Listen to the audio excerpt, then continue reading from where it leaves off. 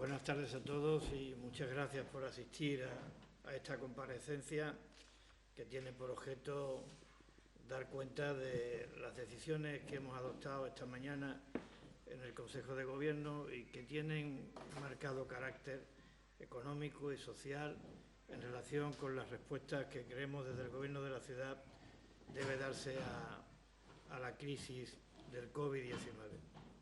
Antes de entrar en materia, si quisiera, en nombre del Gobierno de la ciudad, expresar, transmitir un mensaje de ánimo, de esperanza y de solidaridad para las personas que en Ceuta están padeciendo la enfermedad, bien sea en sus domicilios particulares o bien sea en el hospital. Ánimo, esperanza y solidaridad para ellos y también para sus familiares y amigos. Les deseamos a los enfermos un pronto restablecimiento. También quiero significar una vez más nuestro apoyo a los profesionales de la salud, a los profesionales que se dedican a cuidar de la salud de todos, en cualquiera de las dos administraciones. Sin duda alguna, son las personas que están librando la batalla en primera línea de combate. Sin duda alguna, el trabajo que están realizando es vital. Sin duda alguna, sus inquietudes, sus desvelos y sus demandas creo que tienen que ser atendidas y admitidas, aceptadas por parte de todos, porque lo que está en juego es eso, la salud y la vida de todos. Y entrando ya en materia, quiero decirles que desde el primer momento el Gobierno de la ciudad asumió que la primera prioridad que teníamos era colaborar con la administración competente, en este caso con el Ingesa, con el Ministerio de Sanidad y con el Gobierno de la Nación, en tratar de poner todos los medios que estén a nuestro alcance para combatir el enemigo común del COVID. Y eso estamos haciendo, eso hemos hecho y eso vamos a seguir haciendo. Esta es la primera prioridad, la salud de los ceutíes y, por tanto, nuestra primera prioridad. Pero también entendemos, y esa ha sido la materia que hoy hemos tratado en el Consejo de Gobierno, que esta crisis sanitaria tiene otras derivadas que no nos pueden ser ajenas. Y me estoy refiriendo a la derivada social y a la derivada económica. Estas también son dos prioridades que tenemos que atender. Desde el punto de vista social, para atender a los más necesitados, para atender a las emergencias que desde este ámbito surgen como consecuencia de la pandemia, y desde el punto de vista económico, porque creo que tenemos el deber, por tanto la obligación, de echarles una mano a nuestro tejido productivo, a nuestras empresas, en particular a las pymes y a los autónomos de Ceuta, echarles una mano para que puedan sobrevivir a la crisis, para que cuando pase la crisis sanitaria estén en condiciones de poder retomar el pulso ordinario de su actividad. Es fundamental la supervivencia de nuestro tejido productivo, porque de la supervivencia de nuestro tejido productivo, de nuestras pequeñas empresas, de nuestros autónomos, depende en gran medida la supervivencia de Ceuta. Por tanto, no podemos eludir esta prioridad. Y al servicio de este objetivo, de tratar de atender estas dos prioridades, la de carácter social y la de carácter económico, el Gobierno de la ciudad en el día de hoy ha diseñado un paquete de medidas que creemos que pueden ser eficaces a los fines pretendidos, al menos, si no para resolverlos, sí al menos para paliar los gravísimos efectos que la crisis sanitaria está teniendo en el ámbito social y en el ámbito económico.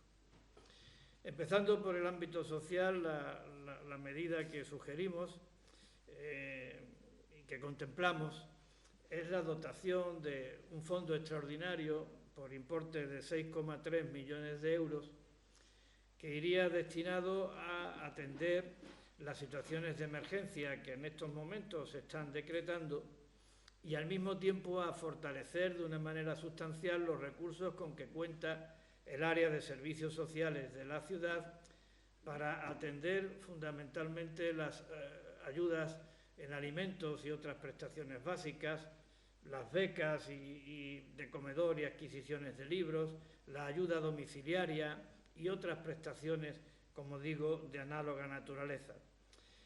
Fortalecer esa dotación de recursos para que podamos tener capacidad de respuesta ante estas necesidades de los más vulnerables, de quienes peor lo pasan como consecuencia de la crisis.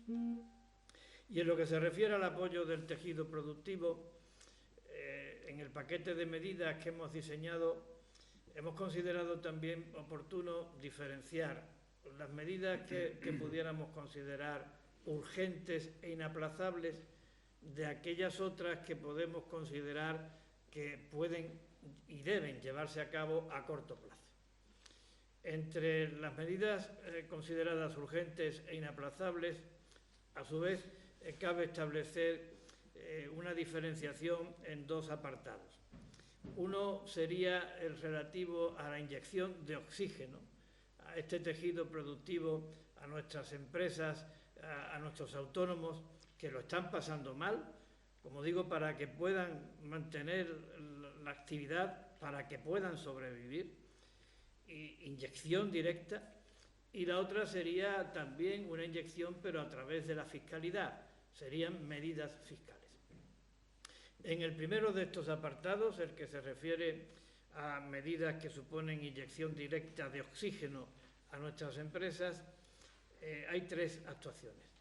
La primera es crear un fondo extraordinario de 10 millones de euros que estaría destinado básicamente, fundamentalmente, a las microempresas y autónomos de nuestra ciudad.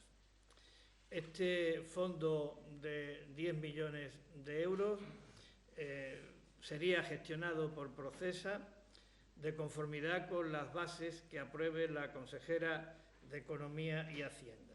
En principio, consideramos en el Gobierno que deben en esas bases respetarse algunos criterios que nos parece, como digo, deben ser tenidos en cuenta.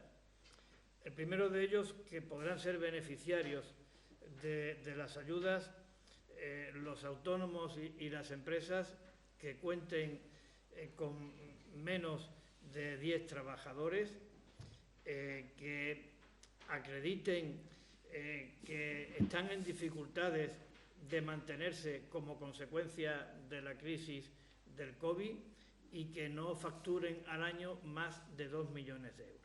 Por tanto, es una medida centrada en los autónomos y en las microempresas de Ceuta. ¿A qué pueden destinarse las ayudas que reciban? Pues puede destinarse a todo lo que forma parte de la estructura de los gastos de funcionamiento de estas empresas. Es decir, a los sueldos y salarios, a las cotizaciones a la seguridad social, a los alquileres, al pago de impuestos, a los suministros básicos, a la luz, al agua, a todo lo que hace falta para mantener en pie un negocio, para levantar todos los días la persiana, para que los ciudadanos nos entiendan a qué nos estamos refiriendo. La cuantía máxima de la ayuda para cada beneficiario estará comprendida entre 1.441 euros para los autónomos sin trabajadores y 4.683 euros para las empresas con 9 trabajadores. Ustedes dirán, bueno, ¿y por qué los picos esto en una cantidad redonda? Porque estas cantidades se han establecido por parte de los servicios teniendo en cuenta el salario mínimo interprofesional y las cuotas a la seguridad social que tienen que atender estas empresas. Nosotros estimamos que esta medida de 10 millones de euros de ayuda directa puede atender a 3.600 empresas, prácticamente a la totalidad de las microempresas y autónomos que hay en Ceuta. 3.600 empresas, de las cuales cerca de 2.000 son trabajadores autónomos. La segunda medida dentro de esta intención de inyectar oxígeno, renta en nuestro tejido productivo, pues es ponernos las pilas por parte de la Administración, a pesar de que estamos en un momento en donde no se disponen, por razones del confinamiento, de todos los recursos humanos disponibles, pero queremos en el Gobierno ponernos las pilas para pagar todas las facturas que estén pendientes a nuestros proveedores, que la mayoría de ellos son pequeñas y medianas empresas locales. El montante que se estima de estos pagos a proveedores pues sería de aproximadamente unos 23 millones de euros. Y en tercer lugar, queremos hacer un ajuste en el plan de inversiones para habilitar un renglón específico por un montante de 15 millones de euros que comprendan la realización de obras que sean susceptibles de ser ejecutadas por empresas del sector de Ceuta. Creo que también es otra manera de, en este renglón tan importante que puede representar aproximadamente el 10% de nuestro Producto Interior Bruto, la construcción, pues darle oxígeno a él mismo. Por tanto, 3 actuaciones de ayudas directas, de generación de rentas, de inyección de oxígeno al desenvolvimiento de nuestras empresas. Y ahora vamos con el segundo apartado que anunciaba, dentro de las medidas urgentes, las que me he permitido calificar, porque lo son, de fiscales. Y ahí hay 2 medidas en el ámbito del IPSI, que son las 2 creo que muy importantes. La primera de ellas, saben ustedes que en operaciones interiores el vencimiento de los pagos del IPSI es trimestral. Ahora tenemos uno, el día 20 de abril. Bueno, pues ese pago trimestral del 20 de abril lo aplazamos al 20 de julio. Y se podrá aplazar más, pero de momento se aplaza al 20 de julio. A tal efecto creo que ya se ha producido el correspondiente decreto por parte de la consejera.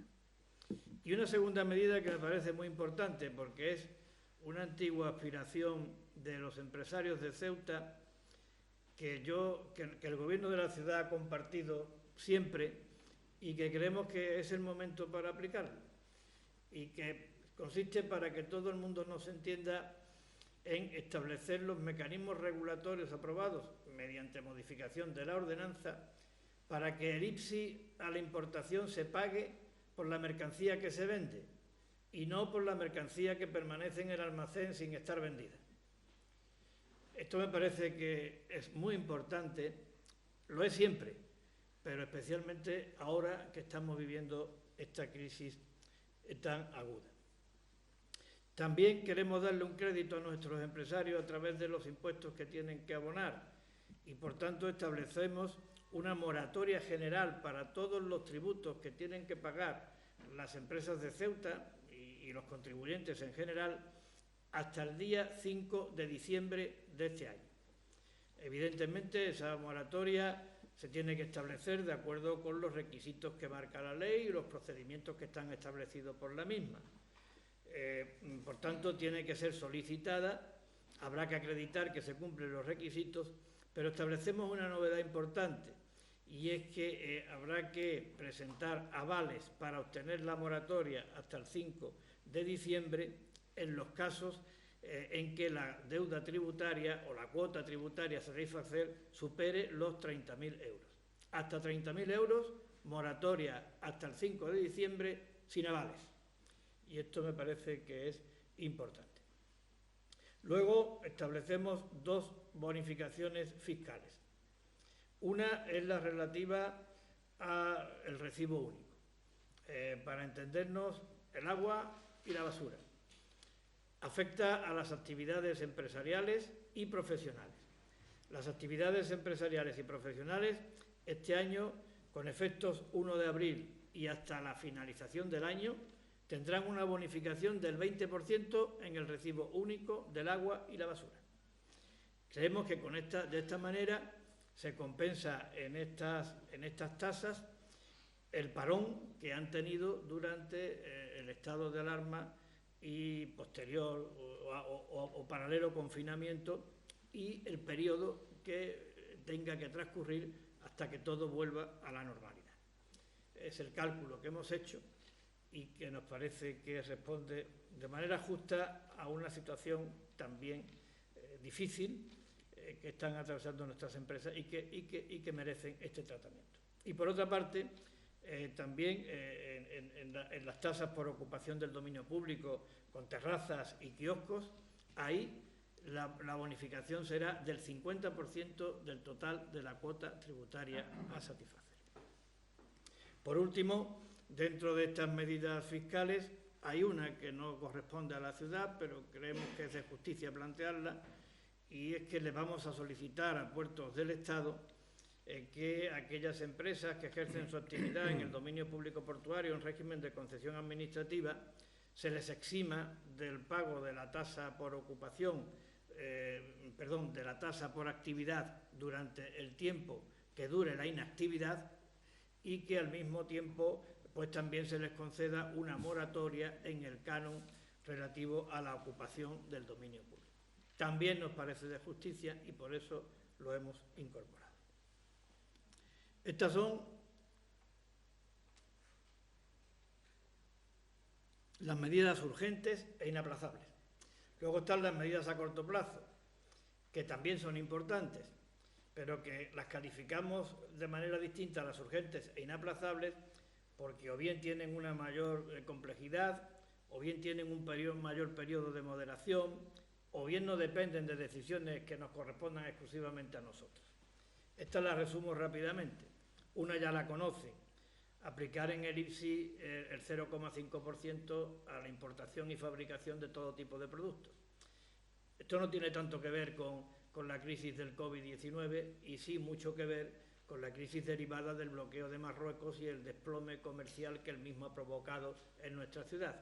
Es una medida de carácter estructural, es una medida que pretende hacer de Ceuta una ciudad libre de impuestos a la hora de comprar, para fidelizar nuestro consumo interno, para atraer demanda externa, para ponernos en situación de un lugar competitivo en materia comercial en nuestro entorno.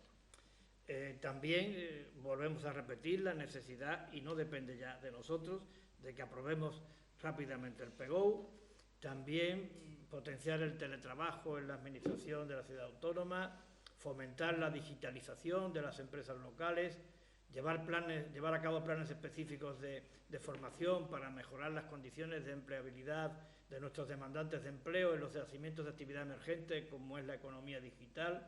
También intensificar los esfuerzos en el asesoramiento especializado a pymes, actualizar y aprobar la normativa sobre terrazas, que es otro asunto permanente en cuanto a la necesidad de resolverlo, y activar todas las partidas del vigente presupuesto que tengan que ver con la economía, todas las partidas que tengan que ver con la potenciación turística de Ceuta o con la dinamización comercial.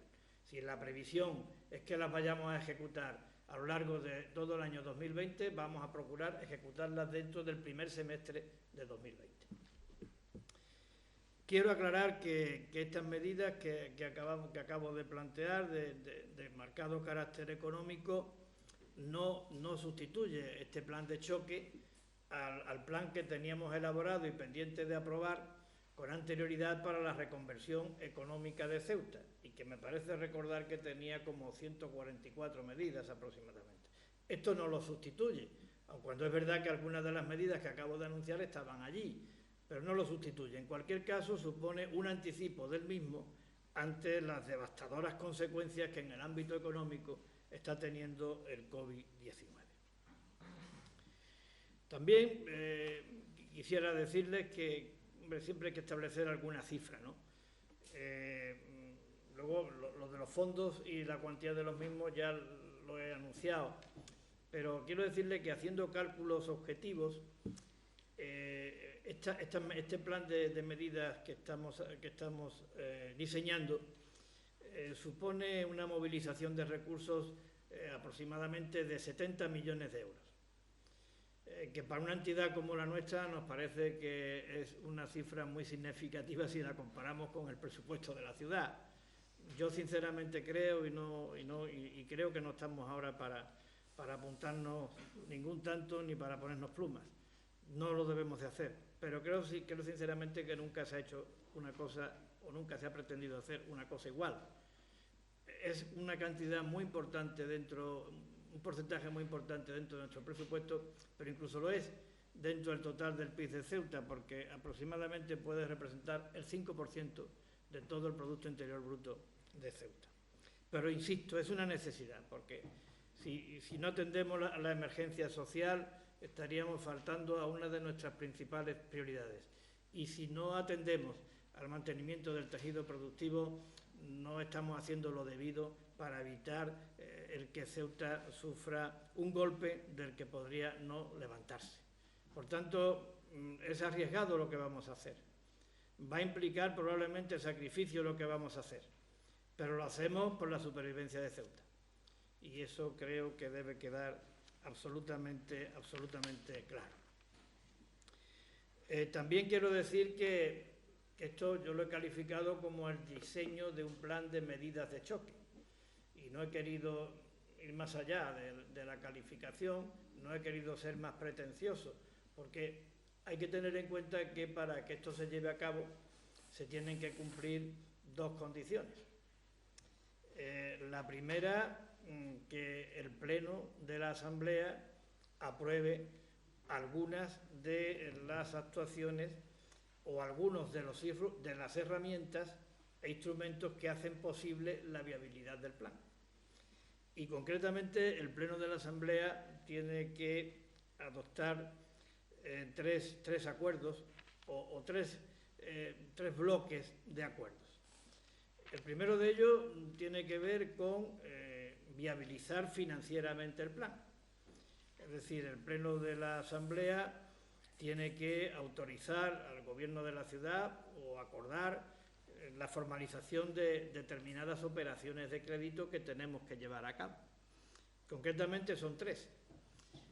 Para que esto se pueda realizar y para obtener los recursos que financien todas estas medidas que he anunciado, hace falta hacer una operación de refinanciación de parte de la deuda a largo plazo de la ciudad por importe de 35 millones de euros. Quiero decir que en esa operación de refinanciación, al margen de aplicarse los recursos necesarios para atender el coste de las medidas a las que me he referido, también sirven para generar, y esto me parece importante, un fondo de reserva de 17,5 millones de euros para el presupuesto de 2021. Un fondo de reserva porque, siendo precavidos, estamos presumiendo que el presupuesto del ejercicio corriente se va a cerrar con déficit como consecuencia de la caída de ingresos que va a provocar la crisis del COVID. Y queremos tener un colchón de 17,5 millones de euros para compensar, para amortiguar el déficit del presente ejercicio de 2020. Por tanto, primera operación, refinanciación de la deuda por valor de 35 millones de euros. Segunda operación que tiene que autorizar el Pleno, una operación de tesorería para el corriente ejercicio de 2020 de 30 millones de euros. Esas operaciones de tesorería de los últimos años están rondando los 15 millones de euros. Este año, por las circunstancias de todos conocidas y para financiar este plan, tiene que ser de 30 millones de euros. Y la tercera, pues cumplir y autorizar también con las previsiones que para la financiación de las inversiones están contempladas en el mismo presupuesto. Por tanto, tiene el Pleno que autorizar estas tres operaciones financieras. También el Pleno tiene que llevar a cabo y aprobar las revisiones de las ordenanzas fiscales que tengan que ser modificadas para cumplir con algunas de las medidas que están contenidas en el plan de actuaciones y, en concreto, en las medidas de tal naturaleza tributaria. Y, en tercer lugar, tiene que aprobar, en el tercer bloque de actuaciones, tiene que aprobar el expediente de modificación de créditos que permita habilitar el fondo de 6,3 millones de euros para fines sociales, el fondo de 10 millones de euros para atender de manera directa a las microempresas y a los autónomos y 300.000 euros para atender la compra de material sanitario que por emergencia hemos llevado a cabo. Esta es una de las condiciones. La otra condición, que los bancos nos den el dinero que les vamos a pedir, que se puedan formalizar estas operaciones. Yo creo que estamos en condiciones de que nos lo puedan dar, y creo que estamos en condiciones porque esta administración es una administración financieramente solvente, y lo es porque también durante los últimos años se ha hecho un esfuerzo enorme de amortización de deuda. Creo que en los últimos años esta administración ha amortizado más de 100 millones de euros de deuda. Por tanto, ahora está en unos niveles de endeudamiento que le permiten poder acometer esta operación extraordinaria sin riesgo de la solvencia de la institución.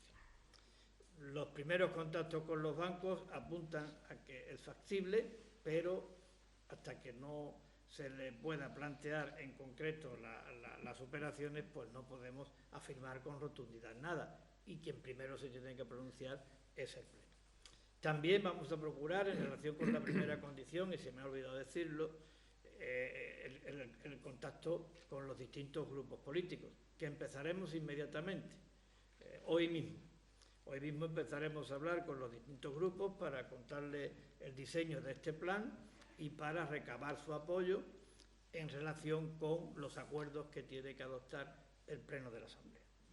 Y ya termino diciendo que aquí han estado implicadas todas las áreas de la ciudad, desde la vicepresidencia a todas las consejerías, y yo quiero destacar, porque es justo hacerlo y necesario, el excelente trabajo profesional que han llevado a cabo los profesionales de esta casa, en particular los profesionales que prestan sus servicios en Procesa, en servicios tributarios y en el área de Economía y Hacienda, porque creo que sin su concurso, sin su alto nivel de cualificación profesional, este plan, este diseño de plan, no habría sido posible.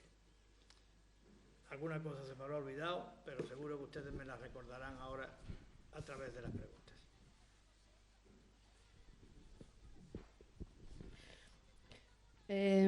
Vamos a formular nosotros la pregunta en nombre del resto de los medios de comunicación que no pueden estar aquí en la sala. Esta primera pregunta va dirigida al consejero de Sanidad, aprovechando su presencia aquí. Usted ayer criticaba que algunas personas relacionadas con el ámbito sanitario incluso pues no cumplían las normas del aislamiento obligatorio en los domicilios. No sé si quiere valorar o precisar esas declaraciones. Sí, yo le agradezco que me haga esa pregunta, puesto que era un tema que quería matizar. Creo que se me ha malinterpretado en la tesitura que dije, así que desde aquí públicamente pido disculpas, públicamente pido perdón si se ha malinterpretado.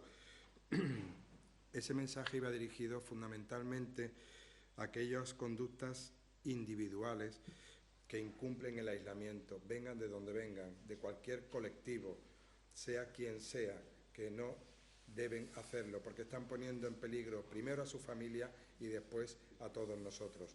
Entonces, nosotros teníamos conocimiento de 2 personas sanitarias que estaban en aislamiento y que lo incumplieron. Ese era el mensaje. Entonces, como creo que se me ha malinterpretado, vuelvo a reiterar mis disculpas hacia todas aquellas personas. Esta mañana he intentado ponerme en contacto con todos los colectivos, lo he conseguido, menos con el sindicato médico, que no he podido hablar con ellos, para matizar toda la declaración de ayer.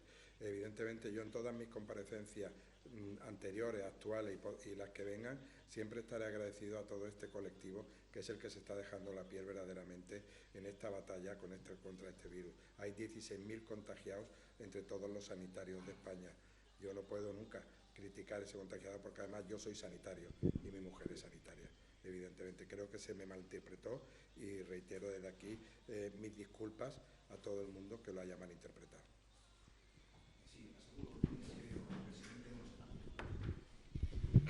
El pasado lunes el presidente mostraba su preocupación por el escaso número de pruebas que se estaban haciendo en Ceuta y que estábamos a ciegas. ¿tiene la ciudad una cifra del número de pruebas que se han realizado hasta ahora? Y, por otro lado, ¿cuándo y cómo se van a empezar a aplicar los test que ha adquirido la ciudad?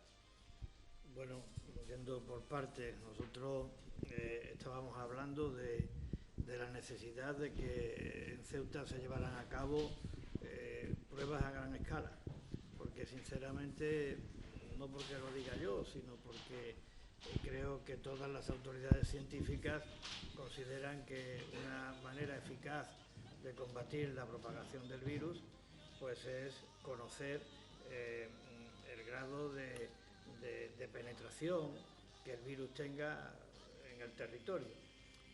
Esto creo que es un hecho que nadie discute y yo he oído a todas las autoridades del Gobierno de la Nación y del ámbito científico decir que cuanto más pruebas mejor. Y además resulta que en los países donde se ha llevado a cabo pruebas masivas, pruebas a gran escala, pues han sido los países que han salido de la pandemia en mejores condiciones desde el punto de vista del drama de los enfermos y sobre todo del drama de los fallecidos. Por tanto, yo cuando empezó la pandemia, el número de pruebas que en Ceuta se habían realizado me parecía que era estadísticamente irrelevante. Y eso ponía a Ceuta en una doble situación crítica. Por una parte, nuestra extrapeninsularidad, es decir, aquí no tenemos la posibilidad de recurrir a otro territorio vecino que nos pueda echar una mano en un momento de saturación de la red hospitalaria. Eso está ahí y eso no lo vamos a evitar. Y por otra parte, que al hacerse pocas pruebas, pues teníamos una venda en los ojos. Había quien me decía, pero si es que en Ceuta no hay enfermos. Y yo modestamente y sin ser un especialista en la materia decía, pero si no lo sabemos, porque si no se han hecho pruebas, ¿cómo lo vamos a saber? Ha habido un cambio desde que yo dije aquello y estábamos en 5 contagiados.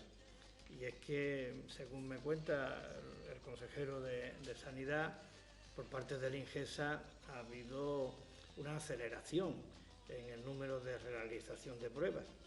Hemos pasado, cuando había 5 contagiados en Ceuta, me parece a mí que se habían realizado 70 pruebas, más o menos, estoy hablando de memoria. Ahora, a día de hoy, creo que ya estamos cerca de las 400 o incluso la hemos superado, pero claro, 400 pruebas y 63 contagiados, lo cual significa que parte de razón llevábamos cuando estábamos diciendo que por no hacerse pruebas no sabíamos exactamente el número de contagiados.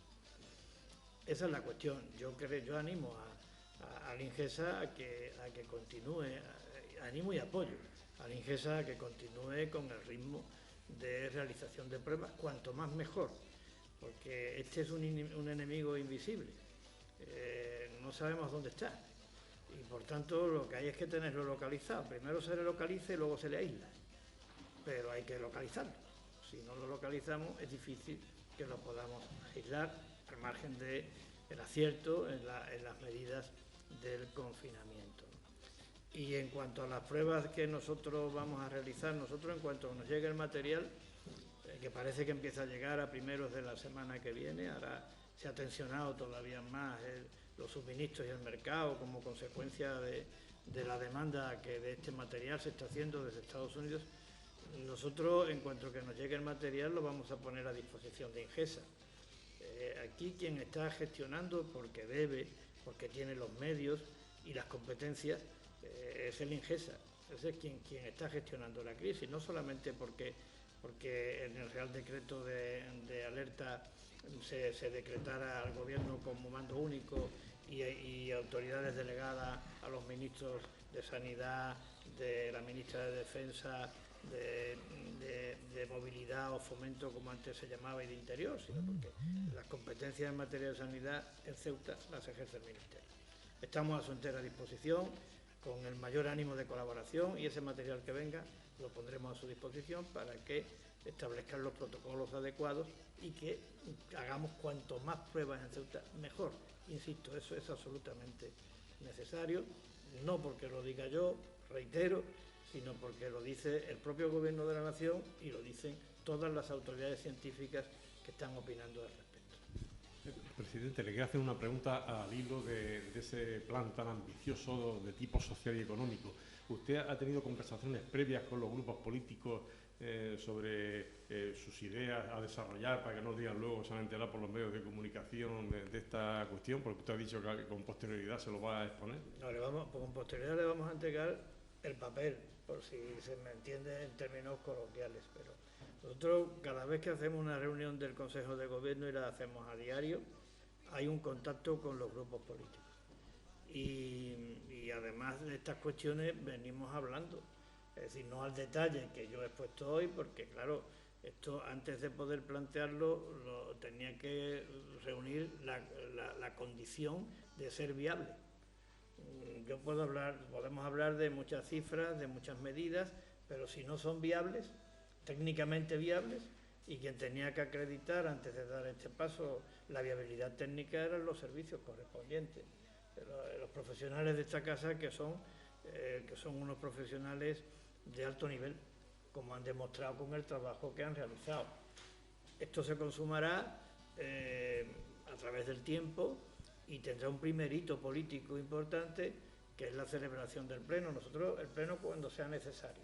Es decir, cuanto antes mejor, porque cuanto antes pondremos en marcha las medidas. Y si lo tenemos que hacer por videoconferencia, lo haremos por videoconferencia. Estamos preparados para ello. Y si lo tenemos que hacer durante la próxima semana, aun cuando haya muchos días festivos, lo haremos durante la próxima semana y por muchos que sean los días festivos. Pero en esos contactos que mantenemos con los portavoces de los distintos grupos, lo que le puedo decir es que la sensibilidad es compartida. Y otra cosa, nosotros no nos queremos apuntar, ya lo he dicho antes, las cosas no están ahora en el conjunto de España y en Ceuta en particular para que nadie trate de sacar rédito político de esto. Nosotros no lo vamos a hacer. No nos vamos a poner ninguna pluma. Si esto sale, será cosa de todos. Porque creo que la situación en España y en Ceuta en particular es de tanta gravedad que hay que arrimar el hombro entre todos y que hay que aparcar los protagonismos personales y los intereses partidistas para ponerlos todos al servicio de la causa común. Y la única causa común es combatir y ganarle al COVID-19. Y que cuando le ganemos al COVID-19, todas las instancias y la economía en particular pueda retomar cuanto antes el pulso, porque eso es lo que nos va a devolver la vida ordinaria que antes llevábamos. No la podremos hacer si no hay actividad económica, si no hay empresas que funcionen y que creen empleo, y ahora hay que echarles una mano, y para eso estamos. ¿Qué más da? Que la haga un partido o que lo haga otro partido. Lo importante, sinceramente, creo que es que se haga. Preguntas de los compañeros de los medios de comunicación. Si se ha obtenido respuestas por parte del INGESA al ofrecimiento de la ciudad de abrir el Hotel Puerta de África para garantizar los aislamientos, por una parte, y también si se ha atendido o se ha tenido también respuesta por parte de la Delegación de Gobierno a la solicitud de enviar a Ceuta un buque militar medicalizado y ceder el Parador Muralla. Bueno, lo del Puerta de África fue una medida que tomamos, una decisión que tomamos hace ya bastante tiempo, y cada vez que hay una reunión de coordinación con la delegación de gobierno, pues se plantea esta cuestión. Es decir, este ofrecimiento está ahí. Lo que ocurre es que, ya dije yo en mi anterior comparecencia, que el cómo, el cuándo y el para qué lo decidirán las autoridades sanitarias, INGESA en concreto. Decidirá cómo, cuándo y para qué, evidentemente con la audiencia y el asesoramiento del área de sanidad de la ciudad, que está para colaborar en lo que haga falta, con todos los medios que estén a nuestro alcance. Satisfactoriamente, además, se ha añadido como un recurso complementario el parador de la muralla, también para cubrir determinadas contingencias. Pero eso lo resolverá el INGESA en colaboración, por supuesto, con la ciudad. Y en cuanto al buque, pues ayer mismo, esto lo puedo explicar, ayer mismo el consejero, el señor Guerrero, tuvo una conversación con el ministro de Sanidad y salió a colación el tema. ¿Por qué lo del buque? Tiene que ver con lo que yo le he contestado anteriormente a su compañero. Es decir, si Ceuta es extrapeninsular, si Ceuta no puede recurrir a recursos hospitalarios de otro territorio vecino ante una situación de saturación del sistema hospitalario, ¿dónde vamos? Entonces, lo del buque es una medida preventiva. Nadie está diciendo con lo del buque que nuestro sistema sanitario, nuestro sistema hospitalario esté saturado. Lo que estamos diciendo es que en el caso hipotético de que pudiera llegar a estar saturado, pues sería conveniente contar con ese recurso. Un recurso que, por otra parte, yo creo que no se mueve de un día para otro. Mi modesta impresión, no soy un especialista, creo que tiene que tener una planificación, pero bueno, es por tener todas las garantías de que no se produzca esa saturación. Ese recurso para la contingencia que estoy exponiendo, o cualquier otro que estimen las autoridades competentes, pero en última instancia lo que pretendemos, como creo que también pretende, y no me cabe la menor duda que pretende el Ministerio de Sanidad, autoridad competente en la materia, es dar seguridad y proteger la salud de los ceutíes. No me cabe la menor duda que esa es la intención. Y nosotros, al servicio de esa misma intención, lo que hacemos es aportar ideas dentro de nuestras posibilidades. Respecto a la situación de los inmigrantes que están acogidos en el Pabellón de la Libertad, si hay alguna novedad al respecto o si la delegación ha comunicado su plan de actuación. Yo se lo dije al presidente del Gobierno más de una vez, desde que empezó la crisis, que este es un tema de inmigración que se debe hacer cargo la Administración General del Estado porque es la competente. Y lo sigo diciendo. Yo creo que, y esto lo digo desde un ánimo absolutamente constructivo, y de lealtad institucional, y no es retórica, es absoluta sinceridad. Yo creo que en relación con el Pabellón de la Libertad, la ciudad está haciendo todo lo que puede y, si se me permite la expresión, más de lo que debe. Porque estamos hablando de un tema de inmigración. Y bueno, cualquier persona puede pensar, cualquier ceutí puede pensar que si son inmigrantes, si están en Ceuta en una situación irregular, ¿por qué no están en el CETI? Que es un centro que está establecido para los inmigrantes en situación irregular. Esto mucha gente me lo ha preguntado, no digo por la calle porque salimos poco, pero por teléfono mucha gente me ha preguntado, bueno, ¿esto por qué no se hace? Y esto mismo se lo trasladé yo al presidente del Gobierno. Yo no quiero culpar de esto a las delegadas del Gobierno, no, ni a nadie. Yo no estoy aquí para culpar a nadie, pero yo se lo dije al presidente del Gobierno, estaba presente el ministro del Interior y no paramos de repetirlo. Es decir, es que la ciudad está sufragando la manutención, la estancia y hasta la vigilancia. Vigilancia con alteraciones del orden público incluidos. Entonces, creo que esto no es normal. Esto no debería ser así porque estamos hablando de inmigración y estamos hablando de una competencia que no le corresponde a la ciudad. Yo espero que se resuelva. Y lo que estoy diciendo no lo digo con ánimo de confrontar. Ahora tenemos que estar todos centrados en lo que tenemos que estar, en la lucha contra el COVID. Pero si me preguntan, tengo que decir mi opinión, porque de lo contrario estaría hurtando el legítimo derecho que tienen los ceutíes de saber lo que piensa su presidente. Respecto a las medidas anunciadas en esta rueda de prensa, ¿cómo se va a desarrollar el plan de emergencia social? Que sería un fondo ampliable, por una parte, y luego cuando se habla de medidas urgentes, ¿cuándo podrían percibir las empresas esas ayudas? ¿Cómo? Hombre, nosotros vamos a empezar a trabajar de manera inmediata. Las bases están ya redactadas. Las bases, como he dicho, corresponde a su aprobación a la consejera de Economía y Hacienda. Queremos que sean unas bases consensuadas con todos los grupos políticos. Eso no requiere de un acuerdo de pleno. Algunas de estas medidas ya se han puesto en marcha y yo creo que empezaremos a andar desde el momento en que el pleno se pronuncie, pero tendremos mucho trabajo adelantado para que cuando el pleno se pronuncie, al día siguiente estemos ya recibiendo solicitudes de ayuda por parte de los empresarios de Ceuta, por parte de los autónomos de Ceuta. ¿Y si se ha contado con los agentes sociales a la hora de de establecer y diseñar estas medidas. No hemos parado de hablar con las organizaciones empresariales en todos estos días. Ceuta es una ciudad que facilita esos contactos y desde que se decretó el estado de alerta no hemos parado de hablar con ellos. Por tanto, esos contactos han servido y mucho para la configuración de este paquete de medidas de choque. Y respecto a la adquisición de los test rápidos y de otro material sanitario, si hay alguna previsión ya temporal de cuándo puedan llegar.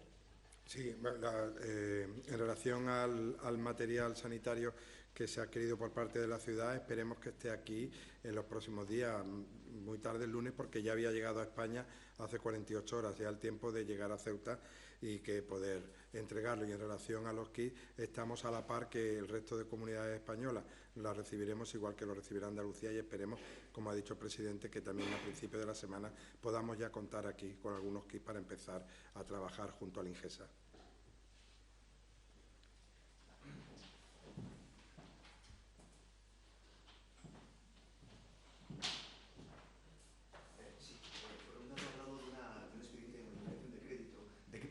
Piensa de traer esos millones que harán falta.